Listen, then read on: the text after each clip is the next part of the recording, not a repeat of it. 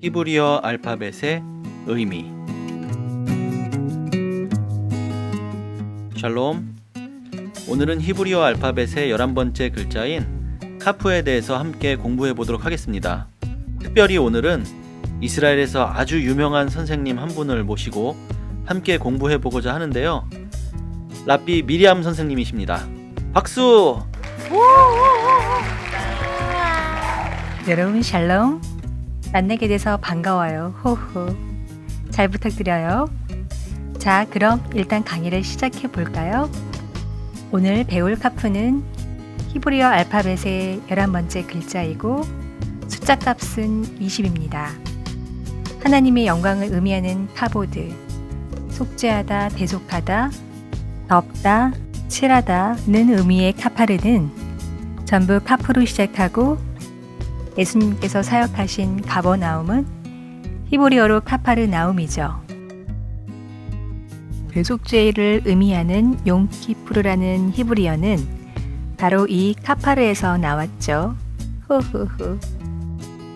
그리고 언약궤를 덮는 뚜껑 덮개인 속죄소는 카포레트라는 히브리어입니다. 이 단어들은 전부 히브리어 알파벳 카프가 상징하는 의미들과 연관되어 있죠.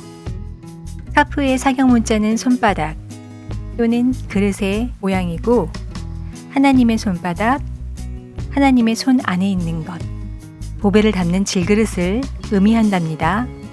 카프의 사경 문자는 담는 것을 의미하고 열린 덮개이며 그릇의 모양입니다. 에스라서에는 바벨론 포로 생활이 끝나고 거룩한 그릇들이 다시 예루살렘으로 돌아오게 되는데 그 가운데 금그릇과 은그릇이 있습니다. 그릇이란 단어는 히브리어로 케포르인데 도금된 그릇을 말하고 희생 제물의 피를 담거나 향을 담는 데 사용하는 그릇을 의미합니다. 카프의 상형 문자는 그릇이며 그 위에 피가 쏟아지는 그림을 가지고 있죠. 카프란 히브리어 단어는 손바닥, 그릇이란 뜻을 가지고 있고 히브리어로 숟가락 역시 카프입니다. 카프는 손 안에 오목한 모양을 가리키며 구부리다, 절하다, 굴복시키다, 진정시키다는 의미를 가진 히브리어 단어 카파에서 유래되었죠. 카프는 하나님께 진정으로 회개하고 온전히 순종할 때 하나님의 진노가 돌이켜지고 진정되는 것에 대한 의미가 담겨 있답니다. 예수님께서 흘리신 피를 하나님께서 받으셨을 때 그의 피뿌림을 받은 자들에 대하여 죄에 대한 하나님의 진노가 돌이켜지고 준정된 것을 의미하는 것이죠. 또한 카프는 하나님의 능력이 이 그릇 안에 담겨져 있는 것을 의미하고 우리가 회개하고 깨끗하게 되어 하나님의 말씀에 순종할 때 하나님의 권능이 그에게 임하게 되고 하나님의 영광을 담게 되어 그를 통해 하나님의 영광이 나타나게 되는 것을 의미하는 것이죠. 여호와께서 모세에게 이르시되 내 손을 내밀어 그 꼬리를 잡으라. 그가 손을 내밀어 그것을 잡으니 그의 손에서 지팡이가 된지라. 여기서 처음에 손은 야드라는 히브리어가 쓰였고 마지막에 손은 카프가 쓰였답니다. 한국어로는 다 같은 손이지만 히브리어로는 구분이 되어 있죠. 야드는 주로 하나님의 능력을 의미하고 하나님의 권능의 손을 의미하죠. 모세가 하나님의 말씀에 순종했을 때 그의 손에 하나님의 능력이 담기게 되고 모세의 손에서 나오는 능력은 더 이상 모세 자신의 것이 아닌 하나님의 능력과 영광을 나타내게 된 것이죠. 카프는 하나님께 순종했을 때 하나님의 권능으로 덧입혀지고 성령의 능력이 덧입혀지는 것을 상징하는 글자랍니다. 히브리어 단어 카프는 손, 손바닥과 그릇을 동시에 의미하고 한국어로는 손 또는 그릇으로 번역되었지만 히브리어로는 전부 카프라는 단어를 사용한답니다. 또 13개 무게의 금그릇 하나라.